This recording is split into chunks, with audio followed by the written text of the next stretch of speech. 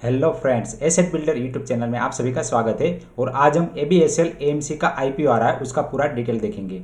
तो इसके अंदर सबसे पहले हम IPO की डिटेल देखेंगे। उसके बाद म्यूचुअल फंड इंडस्ट्री का फ्यूचर ग्रोथ प्रोस्पेक्ट देखेंगे कि इंडिया के अंदर म्यूचुअल फंड इंडस्ट्री का ग्रोथ कितना पॉसिबल है। और बाद में हम ABSL AMC का ग्रे मार्केट प्राइस एंड उसके बाद इस कंपनी के अंदर अप्लाई करना चाहिए कि नहीं करना चाहिए उसके बारे में भी डिस्कस करेंगे। तो एंड तक मेरे साथ इस वीडियो में बने रहिए। तो सबसे पहले हम IPO का ऑफर डिटेल देख लेते हैं। तो यहाँ पे जो नंबर ऑफ शेयर है वो 28 करोड़ है और जो इश्यू साइज है वो है 2768 करोड़। और यहाँ पे जो इश्यू प्राइस डिसाइड किया गया है वो है 695 से लेके 712। तो यहाँ पे हमें कट ऑफ प्राइस पे ही अप्लाई करना है। तो यहाँ पे कंपनी का जो टोटल मार्केट कैप हो जाता है 712 रुपये की प्राइस पे, वो हो जाता है 20,000 करोड़ रुपीज़ का। तो यहाँ पे जो कंपनी है वो एक मिड कैप कैटेगरी के अंदर आएगी। और कंपनी का हम फाइनेंशियल देखें तो कंपनी ने 2019 के अंदर लगभग 400 करोड़ के आसपास का प्रॉफिट दिखाया था, जो 2020 में बढ़ के 500 करोड़ के आसपास हो गया। और अभी जो लेटेस्ट रिजल्ट आया मार्च 21 का प्रॉफिट है वो है 526 करोड़। तो यहाँ पे कंपनी का जो प्रॉफिट है वो कंटिन्यूसली इंक्रीज हो रहा है। और अगर इस प्रॉफिट के हिसाब से और मार्केट कैप के हिसाब से अगर इसका हम पी निकाले तो लेटेस्ट जो पी है वो 38 का निकल के आता है। अगर एक कंपनी का पी हम दूसरी कंपनी के साथ कंपैरिजन करें तो यहाँ पे जो लिस्टेड कंपनी है उसमें सबसे पहले है HDFC AMC, Nippon asset management, उसके बाद है UTI AMC, उसके बाद है कैम्स एंड लास्ट में ABSL जो लिस्टेड होने वाली है। तो अगर इसका हम पी देखें तो इसका पी बहुत ही रीजनेबल है, या फिर कह सकते हैं कि फेयरली वैल्यूड है, क्योंकि यहाँ पे UTI AMC एक तो गवर्नमेंट कंपनी है और इसका AUM भी थोड़ा थोड़ा डिक्रीज हो रहा है धीरे धीरे, फिर भी इसका जो पी है वो 24 का है। और जो निप्पॉन एसेट मैनेजमेंट है वो ABSL से भी थोड़ी नीचे लेवल पे आती है, क्योंकि इसका जो एसेट अंडर मैनेजमेंट है वो ABSL से थोड़ा कम है, जो हम आगे देखेंगे। तो इसके कंपैरिजन में ABSL का जो पी है वो फेयरली वैल्यूड बोल सकते हैं। और HDFC AMC तो एक ब्रांड है और सेकंड लार्जेस्ट AMC है, तो इसीलिए इसका पी थोड़ा सा हायर साइड है। और कल मैंने HDFC AMC के जो प्राइस में गिरावट आई थी उसके बारे में भी एक वीडियो बनाया था, तो वो वीडियो आप यहाँ ऊपर आई बटन में क्लिक करके देख सकते हैं। अगर हम सारे म्यूचुअल फंड इंडस्ट्री का एक कंपैरिजन करें तो सबसे बड़ी म्यूचुअल फंड इंडस्ट्री है SBI म्यूचुअल फंड, जिसका AUM आज की डेट में है 5 लाख करोड़ के आसपास। उसके बाद है HDFC म्यूचुअल फंड जिसका AUM है 4.16 करोड़, और ICICI जिसका है 4.16 लाख करोड़। जो आदित्य बिरला सन लाइफ है वो 4th नंबर पे आती है और उसका AUM है वो 2.75 लाख करोड़ है। और यहाँ पे लिस्टेड प्लेयर में जो निप्पॉन एसेट इंडिया मैनेजमेंट है उसका AUM है 2.4 लाख करोड़। तो आप देख सकते हैं कि जो ABSL है वो 4th नंबर पे है और म्यूचुअल फंड के अंदर ABSL का भी बहुत बड़ा नाम है। और यहाँ पे बाकी के जो डेटा है वो कंपेरिजन है कि क्वार्टर टू क्वार्टर किस तरह से AUM इंक्रीज या डिक्रीज हुआ है, तो इसके अंदर थोड़ा बहुत उतार चढ़ाव चलता रहता है। अब हम नेक्स्ट देखते हैं कि म्यूचुअल फंड इंडस्ट्री के अंदर इंडिया के अंदर कितना फ्यूचर ग्रोथ पॉसिबल है। तो ये जो आंकड़े उससे आपको पता चलेगा कि म्यूचुअल फंड इंडस्ट्री है उसका जो फ्यूचर ग्रोथ पॉसिबिलिटी है वो बहुत ही ज़्यादा है। तो सबसे पहले हम देखें तो 2002 से लेकर 2020 तक जो हमारा GDP टू AUM था, अगर ये दोनों का परसेंटेज निकाले तो ये जो परसेंटेज है वो धीरे धीरे इंक्रीज हो रहा है और 2020 के अंदर है 12% के आसपास है, और 21 के अंदर हम देखेंगे तो इससे भी ज़्यादा बढ़ गया है। और आजकल सभी लोग म्यूचुअल फंड के अंदर इन्वेस्ट करना चाहते हैं, क्योंकि म्यूचुअल फंड सही है वाली एड बहुत ही चली थी और लोगों ने काफ़ी सारे पैसे म्यूचुअल फंड के अंदर डालना चालू किया था। तो 2016 से आप देखेंगे तो जो एड का प्रभाव है वो आपको यहाँ से देखने को मिलेगा। उसके बाद हम टोटल AUM देखें तो जो परसेंटेज वाइज था उसका ये एब्सोल्यूट नंबर है। तो यहाँ पे आप देख सकते हैं कि किस तरह से AUM year by year increase होता जा रहा है, और इसका जो CAGR है वो 13.7% है और यही CAGR आगे भी मेंटेन रहने की संभावना है। अगर हम इंडियन म्यूचुअल फंड इंडस्ट्री का कंपैरिजन दूसरे देशों के साथ करें तो आप देख सकते हैं कि US के अंदर इसका जो GDP टू AUM का रेशियो है वो 120% है, मतलब अपने GDP से 1.2 टाइम AUM है म्यूचुअल फंड इंडस्ट्री का। और बाकी कनाडा, फ्रांस, ब्राज़ील, UK बाकी सब में देख सकते हैं कि लगभग 70% के आसपास है। और इंडिया के अंदर ये जो रेशियो है ओनली 12% है, मतलब अपने GDP के ओनली 12% ही AUM है म्यूचुअल फंड इंडस्ट्री का। तो आप देख सकते हैं कि यहाँ पे इंडिया बहुत ही अंडर पेनिट्रेटेड कंट्री है और फ्यूचर के अंदर म्यूचुअल फंड इंडस्ट्री के अंदर ग्रोथ होने की बहुत ही ज़्यादा संभावना है। अगर हम ब्राज़ील जैसे कंट्री भी देखें जो इंडिया के लगभग बराबर है, तो वहाँ पर भी जो AUM टू GDP रेशियो है वो 68% है।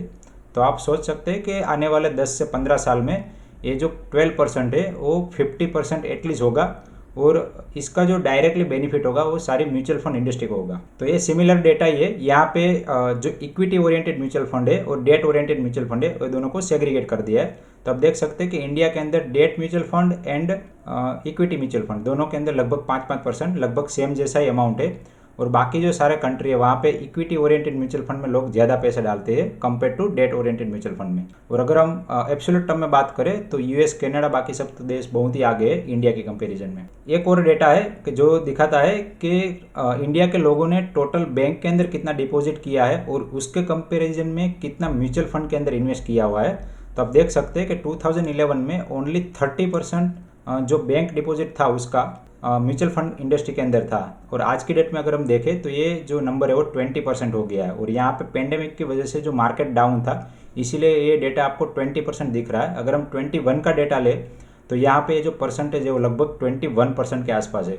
तो यहाँ पे लोग अपना जो पैसा आइडियली बैंक के अंदर रखते थे या फिर एफडी करवाते थे वो वहाँ से निकाल के अभी लोग म्यूचुअल फंड के अंदर इन्वेस्ट कर रहे हैं। तो ये जो डेटा है वो दिखाता है कि जो टॉप 10 एएमसी है उसका market share bye asset class किस तरह से है, मतलब कि इक्विटी में, डेट में एंड लिक्विड या फिर ईटीएफ में किस तरह से लोग अपना पैसा इन्वेस्ट करते हैं। तो आप देख सकते हैं कि लोगों का झुकाव जो है वो धीरे धीरे इक्विटी साइड बढ़ता जा रहा है। तो आप देख सकते हैं यहाँ पे पहले 30% था, फिर 39% हुआ, फिर 40%, और जो लास्ट दिसंबर 20 में जो डेटा आपको 37% दिख रहा है वो मार्केट डाउन था इसीलिए दिख रहा है। अदरवाइज अगर हम जितना मार्केट बढ़ा उतना भी अगर हम बढ़ा लेते तो यहाँ पे ये जो नंबर है वो ऑटोमेटिकली बढ़ जाएगा। तो ये नंबर आज की डेट में अगर हम निकालेंगे 21 के अंदर तो ये लगभग 40% के आसपास है। तो लोग धीरे धीरे इक्विटी ओरिएंटेड स्कीम में इन्वेस्ट करना चालू कर रहे हैं।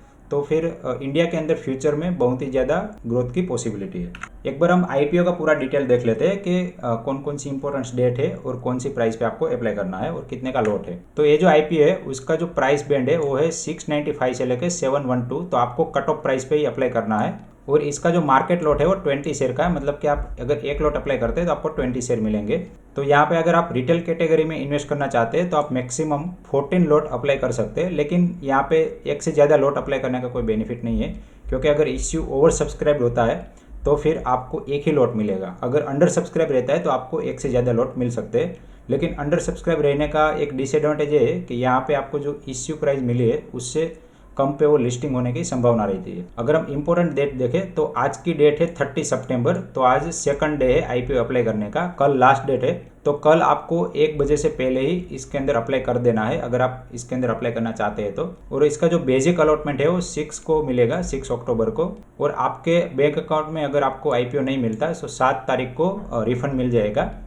और आपके डीमेट अकाउंट के अंदर 8 तारीख को ये शेयर आ जाएंगे। और आप 11 अक्टूबर से आईपीओ का लिस्टिंग हो रहा है तो वहाँ से फिर आप ट्रेडिंग कर सकते हैं। अगर आप चाहे तो लिस्टिंग के दिन इसको बेच भी सकते हैं। तो यहाँ पे अगर हम देखें तो प्रमोटर का होल्डिंग जो आज की डेट में 100% है वो आईपीओ के बाद कम होकर 86.5% रह जाएगा। तो एक बार हम इस कंपनी का ग्रे मार्केट प्रीमियम देख ले तो 20 सितंबर को ग्रे मार्केट प्रीमियम बहुत ही ज़्यादा था 70, लेकिन धीरे धीरे वो कम होते होते आज की डेट में 30 सितंबर को ये हो गया है 20 रुपीज़ ओनली। तो मतलब हम बोल सकते हैं कि ना के बराबर प्रीमियम है, क्योंकि 20% of 700 means it's only 2 to 3%, means के इतना तो कोई भी शेयर के अंदर अप डाउन भी होता रहता है। तो यहाँ पे ना के बराबर प्रीमियम है।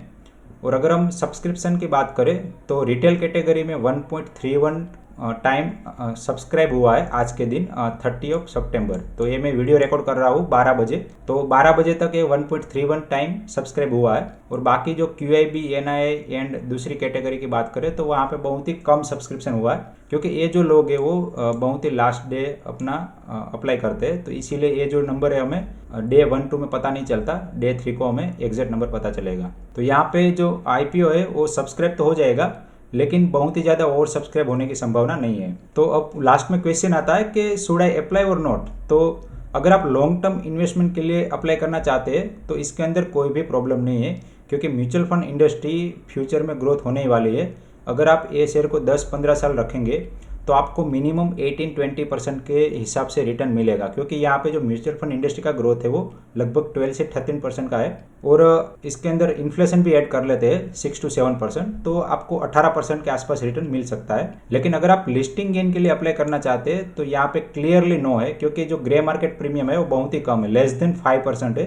तो उससे बेटर है कि आप दूसरे कोई शेयर में ट्रेड कर ले, क्योंकि यहाँ पे एक तो ये प्रॉब्लम रहता है कि आप अप्लाई करेंगे तो उसके बाद आपका पैसा ब्लॉक हो जाएगा और आपको शेयर मिलेंगे या फिर नहीं मिलेंगे उसकी भी संभावना 50-50% रहती है। तो इसीलिए बेटर है कि अगर आप लिस्टिंग गेन के लिए अप्लाई करना चाहते हैं तो इसके अंदर अप्लाई ना करें। अगर आप लॉन्ग टर्म के लिए अप्लाई करना चाहते हैं तो क्लियरली यहाँ पे आप अप्लाई कर सकते हैं। आशा करता हूँ कि ABSL AMC IPO का ये रिव्यू आपको अच्छा लगा होगा। अगर आपको ये वीडियो पसंद आया है तो आपके दोस्तों के साथ शेयर करिए और इस वीडियो को लाइक करिए। ऐसे ही इंटरेस्टिंग वीडियो के लिए मेरे चैनल को आप सब्सक्राइब भी कर सकते हैं। इस वीडियो को एंड तक देखने के लिए आप सभी का दिल से धन्यवाद।